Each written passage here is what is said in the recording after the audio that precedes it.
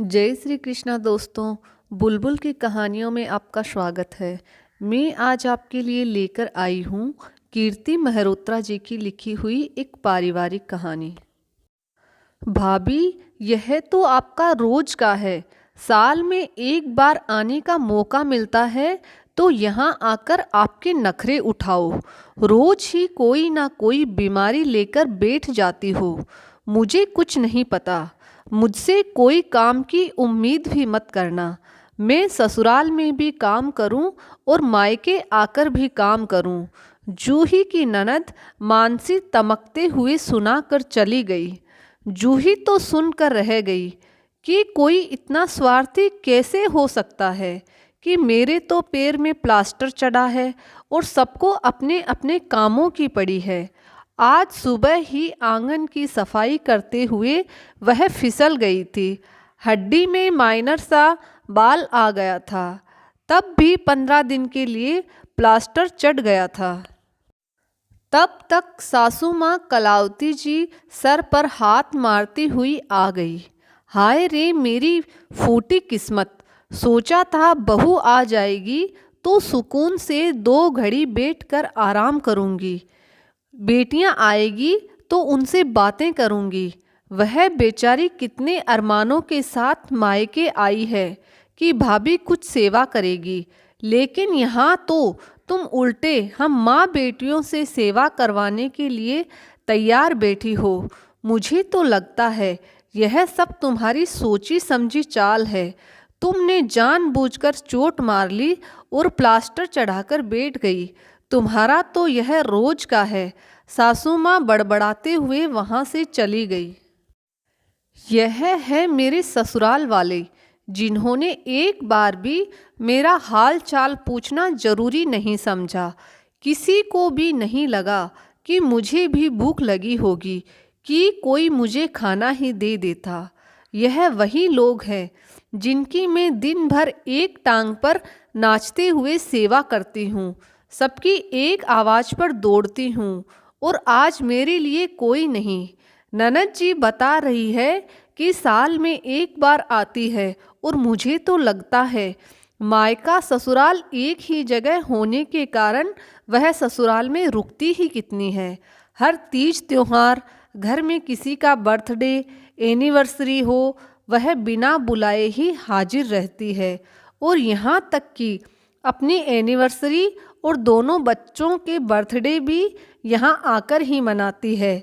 ऐसी एनिवर्सरी और बच्चों के बर्थडे पर खाली हाथ चली आती है, क्योंकि सासू माँ का कहना है कि बेटियों से लिया नहीं जाता, सिर्फ दिया ही जाता है।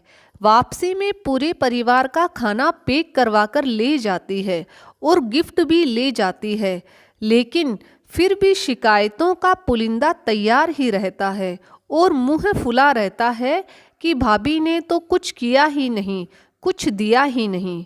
गर्मियों की छुट्टियों में तो पूरे 1 महीने के लिए अटैची लेकर आ जाती है। अपनी ननद आकर भी चली जाती है, लेकिन मेरी ननद जी वापस नहीं जाती, क्योंकि ससुराल में काम करना पड़ेगा। जरा जरा देर में ननद जी को चाय, बच्चों को ठंडा और ताज़ा नाश्ता, और उसमें भी सुनाती रहती है कि मुझसे यह तला भुना नहीं खाया जाता। एक दिन भेल पूरी बना दी तो दोनों माँ बेटी ने यह कहकर नाक में दम कर दिया, मायके में कुछ देखा हो तो बनाना जाने। वहाँ लैया ही खाई है तो वही बनाकर रख दी। खाने में रोज सुबह शाम वैरायटी चाहिए। अगर सुबह कुछ बच जाए तो मेरे हिस्से में और सबके लिए ताज़ा ताज़ा कुछ बनाओ। सुबह से रात हो जाती, लेकिन मरने की फुर्सत नहीं मिलती। लेकिन आज जब मुझे सहारे की ज़रूरत है तो सबने मुँह मोड़ लिया। ऐसे जता दिया कि सब कुछ मैंने जानबूझकर किया है। सबको सबकी फरमाइशों पर दौड़ दौड़ कर खिलाने वाली आज खुद भूखी बैठी है, और कोई उसे पूछने तक नहीं आया, बल्कि सुना कर चलते बने। मुझे भूख लग रही है।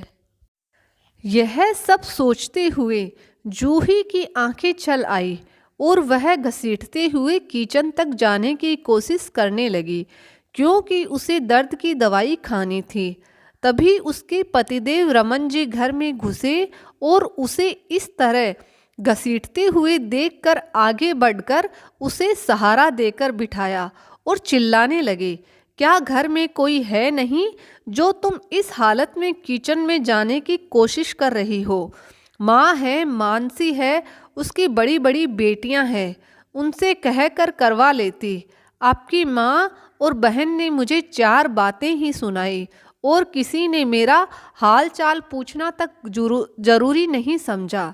सबको खाना बनाकर खिलाने वाली को आज जरूरत पड़ने पर कोई खाना देने वाला भी नहीं है। कहते हुए जूही रोने लग गई।